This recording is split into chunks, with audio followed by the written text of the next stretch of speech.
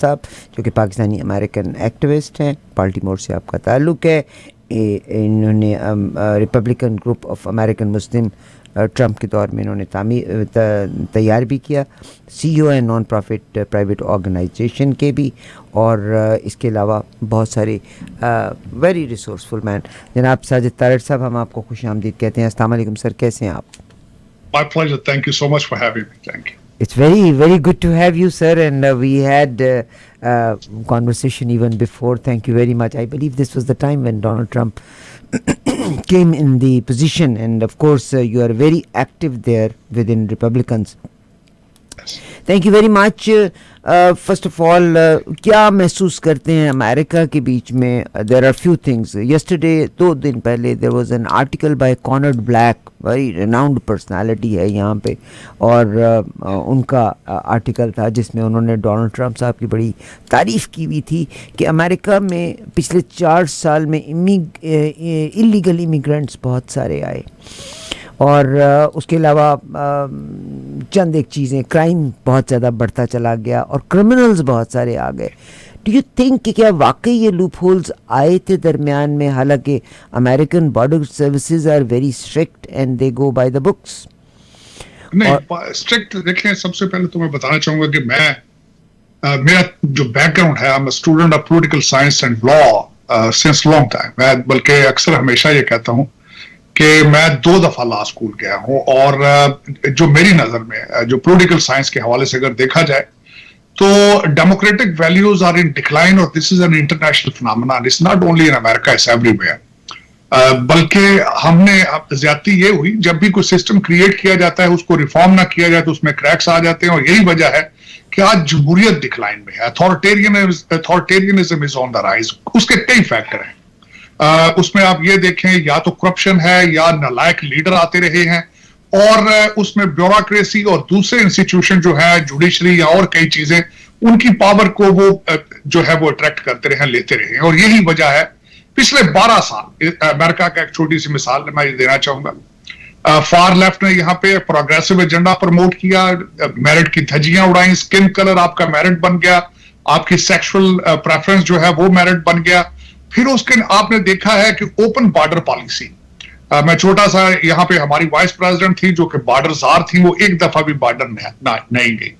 24 million लोग यहाँ पे आए, बल्कि डोनाल्ड ट्रंप साहब उसको कहते थे this is not a immigration और माइग्रेशन, दिस इज इन्वेजन, और वो इन्वेजन हुई।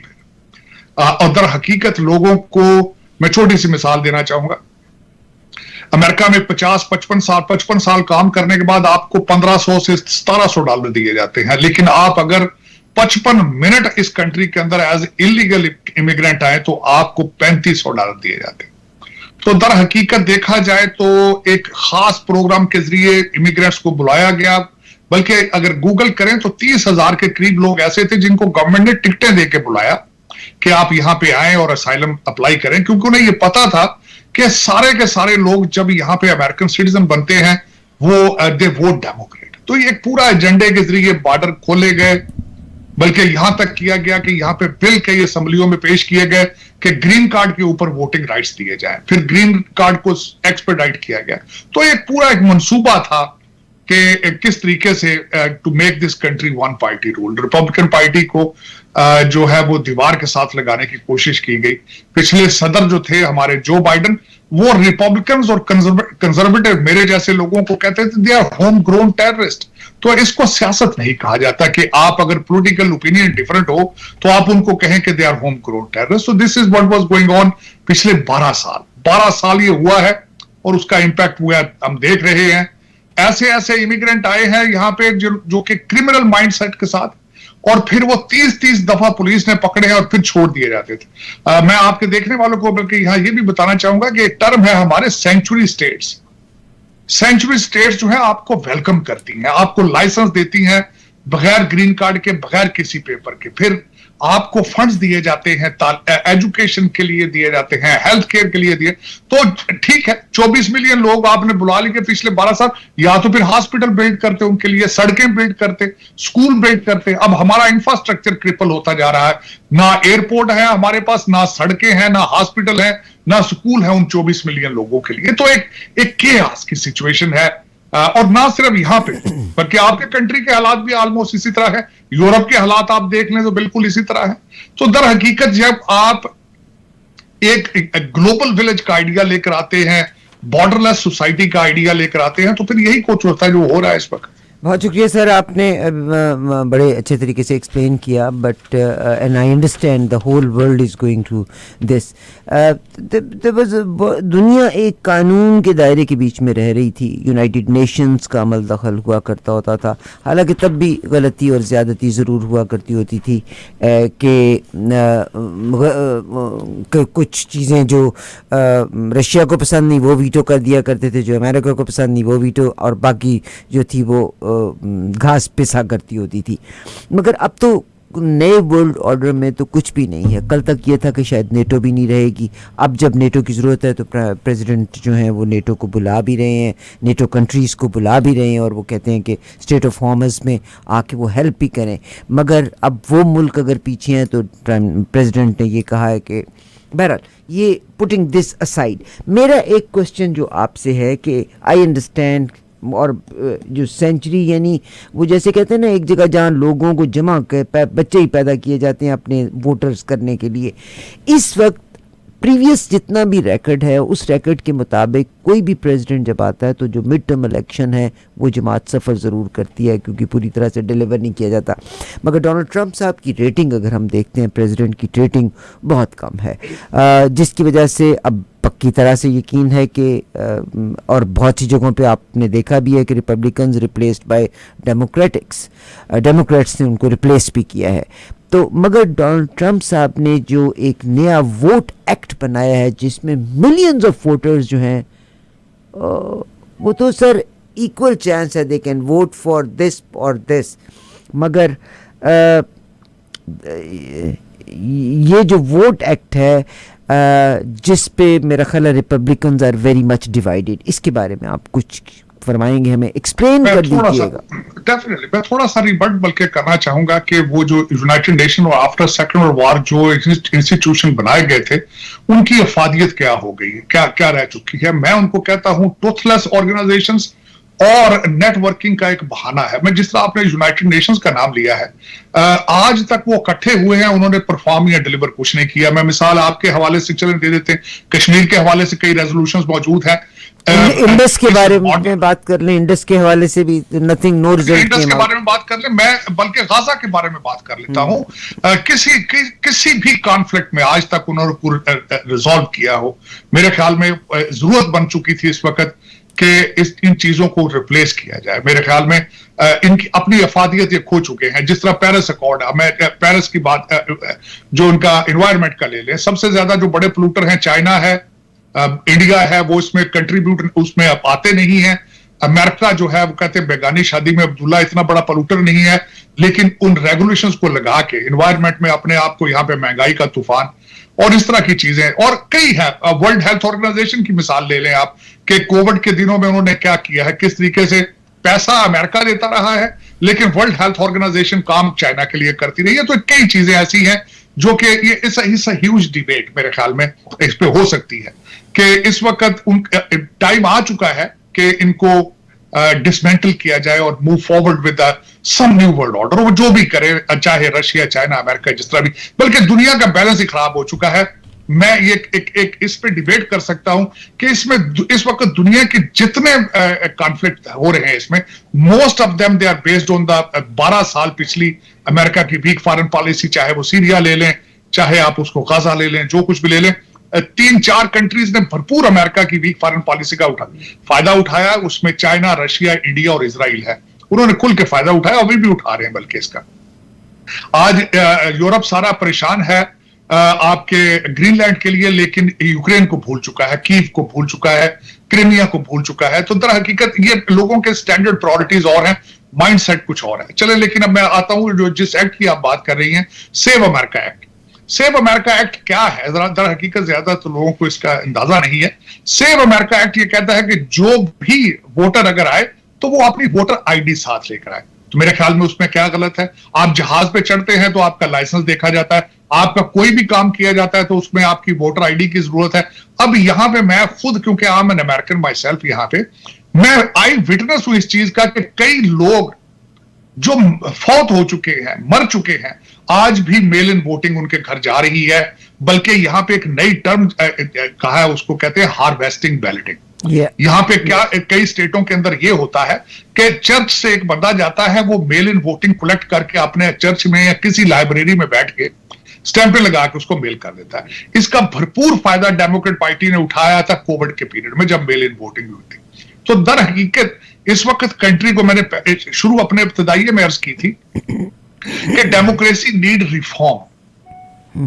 इसमें जो स्पेशल इंटरेस्ट को भी देखना है कि कहां से पैसा ला के लोग, इसमें डोनाल्ड ट्रंप साहब वाहिद एक ऐसे सदर हैं जो ये कहते हैं कि कांग्रेसमैन और सेनेटर्स के ऊपर टर्म लिमिट होनी चाहिए। सेनेटर जो आ रहे हैं पिछले 40 साल से, 80 साल के, 90 साल के सेनेटर और कांग्रेसमैन हैं, अपनी अफादियत खो देते हैं। तो दर हकीकत इस पूरे सिस्टम को जब तक हम रिफॉर्म नहीं करेंगे, डेमोक्रेसी आगे फॉरवर्ड नहीं जा सकती। मगर डोनाल्ड ट्रंप भी अब 80 को क्रॉस करेंगे, ही इज 79, तो why did they allow him and he is expecting to go 4 times. मैं तो बल्कि कहूंगा उस पर भी एज लिमिट होनी चाहिए, अगर करें लाजमी डेफिनेटली रिफॉर्म करें। लेकिन ये बताना चाहूंगा कि वो ट्रेडिशनल पॉलिटिशियन नहीं है, वो तो आज तक काउंसिलमैन नहीं रहे हैं पहले, सदर बनने से पहले। और this is called the real democracy. मैं हमेशा उनको डिफेंड इसलिए करता था कि जो बाइडन ने सियासत में आके पैसा बनाया, ये पैसा बना के सियासत में आए। This is origin of democracy. आप यहाँ कारोबार नहीं करते। वो 55 साल रहे, उन्होंने पैसा बनाया, पूरी फैमिली को जाती दफा पार्डन करके अपने बच्चे को प्रोटेक्ट करते रहे, अपने भाई को प्रोटेक्ट करते रहे। This is not the democracy is about. आप पैसा बना के आते हैं। ओरिजिनल डेमोक्रेसी की, जमहूरियत की अमेरिका में मिसाल है कि this is a volunteer work. मैं मिसाल देना चाहूंगा, सपोर्टिंग आर्गूमेंट ये है, हमारी जो स्टेट असेंबलियां होती हैं वहां पे टीए दिया जाता है, तनख्वाह नहीं दी जाती स्टेट रिप्रेजेंटेटिव को। तो दर हकीकत आपका कारोबार कुछ और होता है, आप ये एज ए कम्युनिटी वर्क करते हैं। जमहूरियत सियासत ये है। तो दर हकीकत 55 साल जो बाइडन ने आके सियासत में आके पैसा बनाया और डोनाल्ड ट्रंप पैसा बना के सियासत में आए। नहीं सर, मगर यहाँ पे मतलब मैं ये कहती हूँ कि of course he is the president of America, the most powerful man in the world. But अगर हम अमेरिका, आई अंडरस्टैंड दुनिया की सबसे बड़ी डेमोक्रेसी हम वेस्ट के ऊपर काउंट करते हैं, and we quote it as the one of the best democratic place. G7 का सबसे बड़ा मुल्क यही इसी को कंसिडर किया जाता है। मगर अगर आप इस चीज़ को देखें कि इस वक्त वहाँ पर मनी टॉक्स वाली बात है, ओलिगार्क्स, सिर्फ बिलियनर्स, उमरा की हुकूमत है। डोनाल्ड ट्रंप साहब ने जब अपनी कैबिनेट या अपने इर्द गिर्द लोगों को भी इकट्ठा किया, जिसमें पैम बॉन्डी भी हैं, जिसमें पीट हेग्सेट भी हैं, जिसमें जो उनके हम ख्याल लोग थे, जिसमें JF कैनेडी का भी जिक्र कर लिए जाए, बहुत सारी चीज़ें कॉन्स्पिरेसी के ऊपर उनकी शामिल थीं। और अब ये कहा भी जा रहा है, अमेरिका का मीडिया जब ये कह रहा है कि ये बादशाहों की तरह और डिक्टेटर की तरह रूल कर रहे हैं, जब FCC के चेयरमैन ने ये कानून लागू कर दिया है कि किसी का भी लाइसेंस मुअत्तल हो सकता है अगर वो इस गवर्नमेंट या किसी के मुतालिक बात करते हैं। कोई भी प्रेसिडेंट आज से पहले अमेरिका की हिस्ट्री को अगर आप देख लें तो वो अपनी तनख्वाह के अलावा $1 भी नहीं कमाता था। This is the first president in the history of America जिसने सू करके भी पैसा बनाया, जिन्होंने अपनी क्रिप्टो करेंसी भी बना ली और उस क्रिप्टो करेंसी को दुनिया में इंट्रोड्यूस भी किया, जिन्होंने दुनिया के लीडर्स की एक टीम भी बनाई जिसके लाइफ टाइम इंचार्ज वही होंगे और जो पैसा होगा वो उन्हीं के, अमेरिका के पास नहीं जाएगा। आज हमले की बात करें तो जो ईरान के ऊपर हमला हुआ है, आप देखिएगा कांग्रेस को इन्वॉल्व ही नहीं किया था। इसका मतलब है कि वहाँ पर एक ज़माने में एक कहावत हुआ करती थी कि आज किसी की बारी है, कल मेरी बारी है। आज वेनेजुएला पे जो हुआ, आज क्यूबा के बारे में बात की जा रही है, कनाडा के साथ जो है। तो डू यू थिंक कि America is doing to protect itself being the superpower of the world? देखिए, दो चीजें इस पे मैं अर्ज करना चाहूंगा। सबसे पहले बहसीते वकील मैं कहना चाहूंगा कि जिस तरह आपने कहा है कि कांग्रेशनल पावर्स को का अब्यूज आप जिसकी बात कर रहे हैं, अगर जो कुछ भी वो कर रहे हैं यहाँ पे उसको चैलेंज कर दिया जाएगा। अगर टैरिफ को चैलेंज करके टैरिफ वापस करने की प्लानिंग हो सकती है, तो जो आप बात कर रही हैं कांग्रेशनल, तो इस पे वेनेजुएला के ऊपर वोटिंग थी जिसमें वोटिंग सेनेट ने उनको अप्रूव किया था। ये अभी हफ्ता 10 दिन पहले की बात। दूसरी उसमें मैं अर्ज कर रहा था कि 12 साल अमेरिका के हालात ये थे कि हमारे बराक ओबामा साहब सऊदी अरेबिया जाते थे, रियाज का मेयर उनको रिसीव करता था। सीरिया के अंदर वो रेड लाइन ड्रा करते रहे लेकिन कर कुछ ना सके। दूसरी साइड रशिया चेक कर चुका था कि he is not getting involved in any international, अपने एलाइज को सपोर्ट नहीं करेगा, बल्कि आर्मी बेसिस को शट डाउन करते रहे, जो मुसलसल चाइना उनको लीज पे लेता रहा। तो दर हकीकत 12 साल के अंदर जिस तरीके से अमेरिका को अब्यूज किया गया, अल्टीमेटली किसी ना किसी सदर ने आके अमेरिका की being a sole super power on the planet to status को मेंटेन करने के लिए कुछ करना था, and that is what Donald Trump is doing. But according to your information, Venezuela के ऊपर कांग्रेस में वोटिंग हुई है और सेनेट ने उसको अप्रूव किया है, डोनाल्ड ट्रंप साहब के एक्ट को।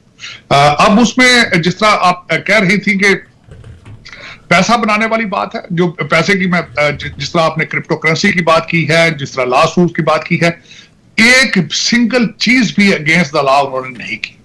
अगर की होती तो अभी तक जुडिशियल जो सिस्टम है उनके खिलाफ खड़ा हो जाता, रोक लेता उनको। लेकिन यह है कि जो कुछ भी किया है गाइडलाइन, और प्रेसिडेंट जब भी कुछ करता है अपनी लीगल काउंसिल से मशवरा करके करता है। If law permits, why not? He is a businessman, he is a businessman. बहुत शुक्रिया सर। ये कैलकुलेशन जो है, अमेरिका का पूरा मीडिया ये कह रहा है कि ये जो वॉर है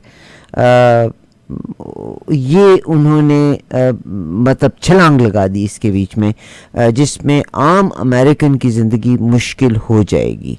पेट्रोल की कीमतों को आप देख लिए, सिर्फ ये पेट्रोल की बात नहीं, ये बाकी चीज़ें भी हैं। मगर कहाँ कि वो अगर खुदा न खास्ता आज चाइना भी ताइवान के ऊपर अटैक कर लेता है, अगर मिडल ईस्ट में भी ये आग लग जाती है और ये अगर ये वर्ल्ड वॉर की तरफ बढ़ जाती है, तो दुनिया की तारीख में तो डोनाल्ड ट्रंप साहब को डिफरेंट नाम से याद रखा जाएगा, एज डज ही एक्सपेक्ट कि मैं दुनिया की जंगों को ख़त्म करने वाला हूँ।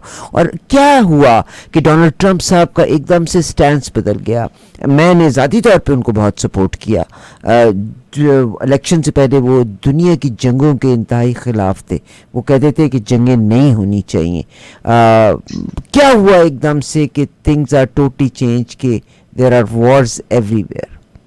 नहीं, वॉर्स देखें, आज डोनाल्ड ट्रंप साहब ने व्हाइट हाउस के अंदर खड़े होकर अपना प्रेस कॉन्फ्रेंस में, आज आयरलैंड के वहां पे प्राइम मिनिस्टर थे, उनके सामने उन्होंने आज इस चीज को फिर रिपीट किया है कि अगर ईरान के ऊपर वो अटैक ना करते तो within 60 days, within 30 days Iran was very close to become a nuclear power.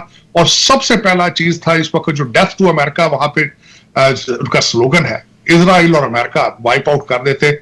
That was the thing he even then repeated today in the Oval Office. और इसी वजह से Donald Trump has taken the step to save themselves.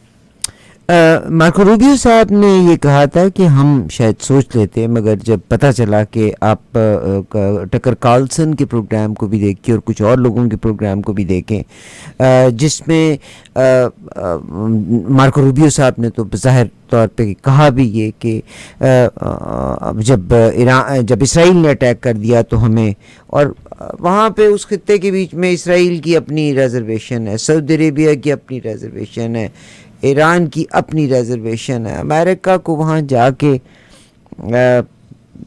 what is the actual gain just to support Israel? What is the actual gain for America? Actual gain अगर मुझसे ज़ाती तौर पे पूछें, बहसीत पाकिस्तानी अमेरिकन, बहसीत पाकिस्तानी अमेरिकन और student of political science and political and history at the same time, this war is nothing but a clash of civilization.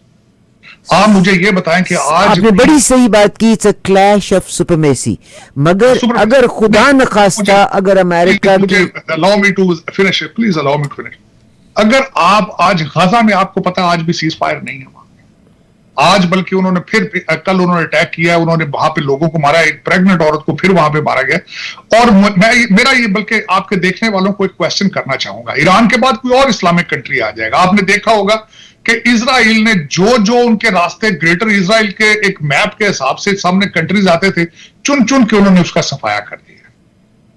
आप मुझे ये बताएं, आज मैं बल्कि पूछना चाहूंगा आपसे कि अगले दिन अब ग्रेटर इजराइल, आज वो लेबनान में भी जा चुके हैं, उसके बाद ये बताएं कि उन्होंने सीरिया को किस तरह साफ किया है, उन्होंने इराक और लीबिया के हालात क्या किए हैं, और यमन के हालात आज क्या हैं। उसके बाद आप देख लें आज ईरान के अंदर हैं, आज अफगानिस्तान के हालात क्या हैं। मैं ये पूछना ही आपसे ये चाहूंगा, बल्कि ओपन क्वेश्चन आपके देखने वालों को छोड़ के जाऊंगा, प्लीज इस पे सोचिएगा कि किस तरह 16 मिलियन लोग इस वक्त 8 बिलियन लोगों को मैनिपुलेट कर रहे हैं, यरगमाल बना रखे। 8 बिलियन दुनिया की आबादी है। आज आप कोई चीज कर सकते हैं Jewish against the Israel's will और against the Jewish lobbies will? Can you do that? None, zero. Even जहां आप बैठी हैं वहां भी नहीं आप कर सकते। तो भेड़ों बकरियों की तरह हमें मारा जाता है, हांका जाता है। उसकी वजह यह है कि हमारी तालीम से दूरी है। हम लोगों ने मैथ पे, साइंस पे तवज्जो नहीं दी। हम जब तक अपना होमवर्क खुद नहीं करेंगे, लोग इसी तरह कीड़े चींटियों की तरह में मारते रहेंगे। इसमें ना डोनाल्ड ट्रंप साहब का कसूर है, ना किसी और का कसूर है। आप जरा ये मुझे आज ये क्वेश्चन देखने वालों के सामने मैं रख के जाना चाहता हूं कि प्लीज इस पे सोचें कि 16 मिलियन आबादी है जूश लोगों की पूरी दुनिया में, और 8 बिलियन की दुनिया है इस वक्त सारी आबादी यरगमाल बना हर चीज इन्वेंट करते हैं, वो करते हैं। मीडिया उनका है, जंगें उनकी है। आप तो जंग शुरू करने से पहले ही हार चुके हैं कई जंगें, क्योंकि जंग आज इस दौर में वो जीतता है जो मीडिया कंट्रोल करता है। आप तो कई जंगें आने वाले फ्यूचर में भी जो जंगें हैं बगैर शुरू करने के आप हार चुके हैं, और हारेंगे मजीद, क्योंकि उसकी वजह यह है कि वी आर नॉट, हम तालीम पे तवज्जो नहीं है, हम यूनाइटेड नहीं है। हम एक दूसरे, देखें सेकंड बिगेस्ट रिलीजन है ऑन द प्लेनेट, किस बेदर्दी के साथ। मैं आज भी हॉलोकॉस्ट के ऊपर मूवीज बन रही हैं, किताबें लिखी जा रही हैं। कोई है माइका लाल जो आज आपके गाजा के बारे में मूवी बनाए, कोई बुक लिखे उसके ऊपर? तो फिर ये दुनिया, ये might is right is a jungle life. जंगल के अंदर ताकतवर जो प्रेडेटर होता है कमजोर को खा जाता है, पानी के अंदर बड़ी मछली छोटी को खा जाती है। तो जब आप इसी तरह रहेंगे तो फिर आपके साथ यही होगा। इस कंट्री के बाद किसी और कंट्री की बारी आ जाएगी। लाइन में देखें, मैंने लाइन में गिन के कंट्रीज आपको बताए हैं, किस बेदर्दी से कत्लो आम आपका किया जा रहा है, और आप गिनती में भी नहीं है, किसी जगह गिनती में नहीं है। आज अफगानिस्तान की मिसाल देखें, $140 बिलियन अमेरिका ने लूज किया है। आपने 40 साल उनको दूध पिलाया, आज आपके खून के प्यासे हैं वो।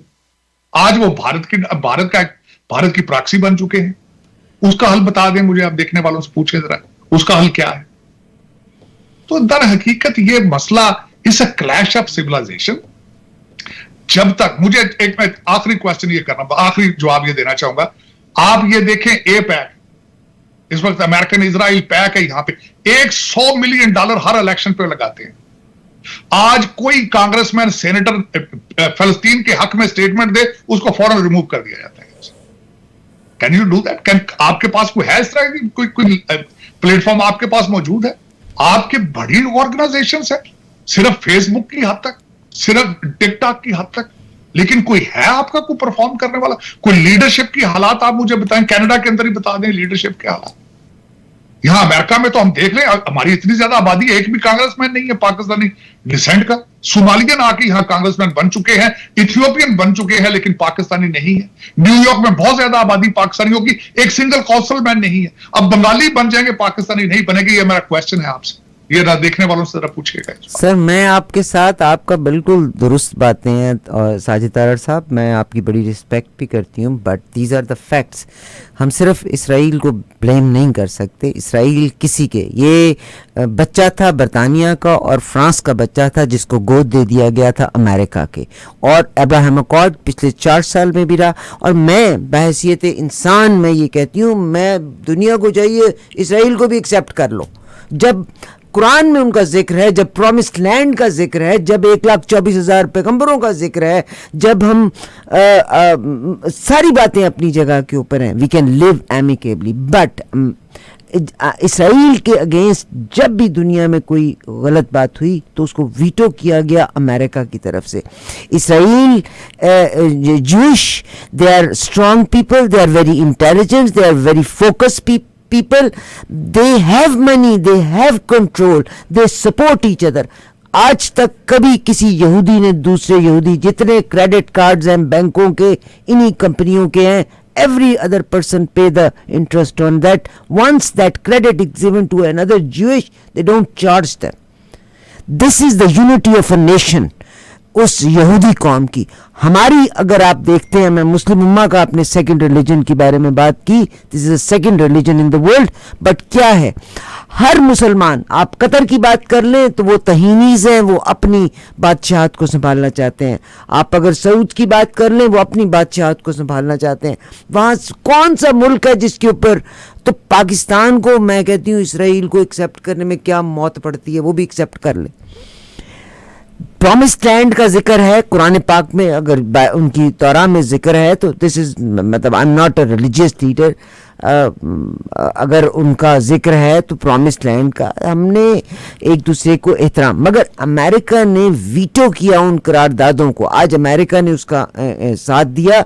अगर अब्राहम अकॉर्ड के लिए भी मजबूर कर रहा है तो वो अमेरिका मजबूर कर रहा है कि हाँ भाई सारे के सारे एक तरफ अब्राहम अकॉर्ड को एक्सेप्ट करना चाह रहे हैं और दूसरी तरफ हम ये कह दें कि जो यहूदी जो हैं वो गलत हैं. इब्राहिम अकॉर्ड को फिर मत एक्सेप्ट करें ना, डबल स्टैंडर्ड्स हो गए ये हमारे. बहरहाल America is doing something, he is the president of America, he has all the right to do things for America, इसमें कोई शक नहीं.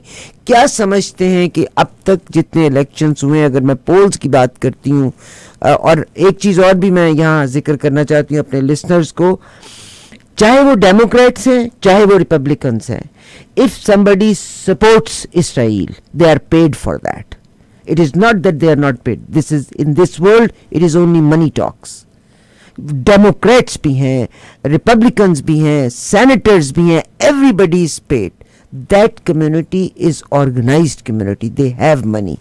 And here in this world, money talks.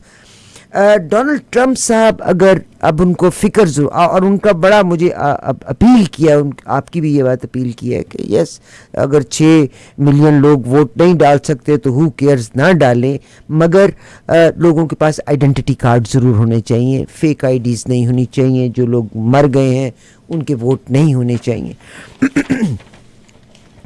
मगर इस पे रिपब्लिकन्स भी थोड़े डिवाइडेड ज़रूर नज़र आ रहे हैं, थोड़े नहीं बहुत ज़्यादा डिवाइडेड नज़र आते हैं. और डोनाल्ड ट्रंप साहब कहते हैं कि जब तक अगर ये एक्ट पास ना हुआ तो मैं इलेक्शन नहीं कराऊंगा. तो डू यू थिंक कि इलेक्शन स्किप हो सकता है? नहीं, इम्पॉसिबल मेरे ख्याल में. दिस इज डोनाल्ड ट्रंप साहब की एक, वो जिस तरह उन्होंने फरते जज्बात में या कह दी हो, लेकिन इलेक्शन अमेरिका में इलेक्शन जो है वो तो अपने टाइम पर होंगे. बिल्कुल, जो जिस दिन टाइम ड्यू है उस दिन इलेक्शन होंगे. इलेक्शन नहीं रोके जा सकते, चैलेंज हो जाएंगे कोर्ट में. और जिस तरह आपको पता है कि अगले दिन टैरिफ के ऊपर जिस तरह कोर्ट, बल्कि उनके अपने अपॉइंटेड जजेस जो है उनके खिलाफ खड़े हो गए हैं जिस तरीके से, बल्कि हमारे चीफ जस्टिस हैं, उन्होंने जो अपना, मैंने उनका डिसीजन पढ़ा, उन्होंने वर्ड इस्तेमाल किया इंपीरियल प्रेसिडेंसी.